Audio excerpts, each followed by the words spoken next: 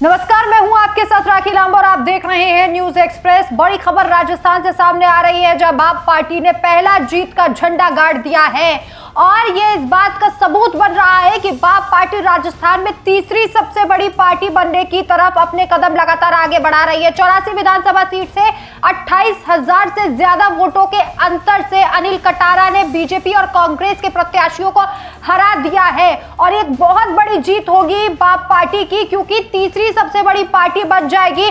2 सीटों पर इस वक्त सभी की सांसें अटकी हुई थी और ये कहा जा रहा था कि बीएपी की जीत यहां से साफ देखी जा रही है। पहली 84 विधानसभा सीट, जिस सीट से राजकुमार राउत खुद विधायक थे, लेकिन सांसद बनने के बाद ये सीट खाली हो गई और उन्होंने यहां से अनिल कटारा को उतारा और अनिल कटारा ने बेहद शानदार जीत हासिल की है।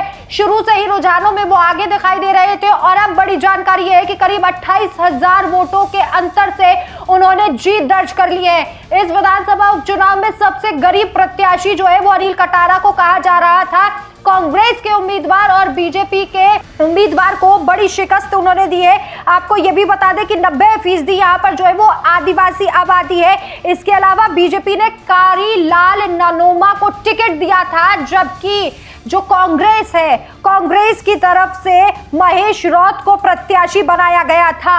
और यह भी जानकारी दे दें कि बीते चुनाव में जब राजकुमार राउत विधानसभा का चुनाव जीते थे और विधायक बने थे, तो करीब 1 लाख से ज्यादा उन्हें वोट मिले थे और 60 से 70 हजार वोटों का अंतर रहा था, जिस अंतर से राजकुमार राउत ने यहाँ कांग्रेस और बीजेपी को हराया था। और अब उन्हीं के पद चिन्हों पर चलते हुए अनिल कटारा को लोगों ने स्वीकार किया और जनता ने यह बता दिया कि बाप पार्टी कितनी ताकतवर है। 90% जो है यहाँ पर आबादी वो आदिवासी है और इस आबादी ने पूरे तरीके से अपना भरोसा जो है वो भारतीय आदिवासी पार्टी पर जताया है और इसी का असर ये देखने को मिला कि यहाँ से शानदार जीत जो है वो अनिल कटारा ने दर्ज की है। शुरू में ये कहा जा रहा था कि शायद लोग राजकुमार राउत की वो छवि जो है वो अनिल कटारा में ना देख पाए, लेकिन राजकुमार राउत इस बात को अच्छे तरीके से जानते थे कि कैसे अनिल कटारा को लॉन्च करना है और कितने अच्छे से उनके लिए चुनाव प्रचार करना है, कब कहां किस मंच से कौन सी बात उठानी है। राजकुमार राउत इस बात को अच्छे से समझ गए थे और जब वो पहली बार इस सीट से विधायक बने थे, तभी से वो आदिवासियों की आवाज उठाते हुए आ रहे हैं और यही सीख उन्होंने अनिल कटारा को दी थी। अनिल कटारा प्रचार में शायद उतने एक्टिव ना दिखे हों जितने राजकुमार राउत दिखाई दिए थे और इस सीट का चेहरा ही राजकुमार राउत को माना जा रहा था।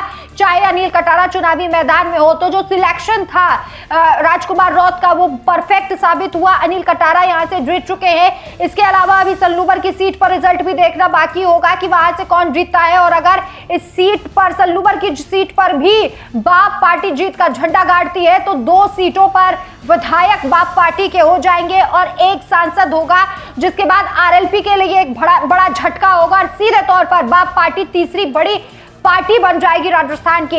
लेकिन जिस तरीके से बाप पार्टी ने ये दिखा दिया है कि कितनी काबिल है ये पार्टी, कोई बड़ा सपोर्ट नहीं, कोई बड़ा चेहरा नहीं, धरातल से उठना और धरातल से उठकर एक गरीब परिवार से उठकर राजकुमार राउत ने इस पार्टी को बनाया और आज इस पार्टी के प्रत्याशी इतने शानदार तरीके से जीत हासिल कर रहे हैं कि भजन लाल शर्मा और कांग्रेस भी ये देखकर अचंभित रह गए होंगे कि आखिर किस तरीके से बाप पार्टी ने राजस्थान में अपना दबदबा बना लिया है और एक बड़ी पार्टी बनने की ओर चल दी है।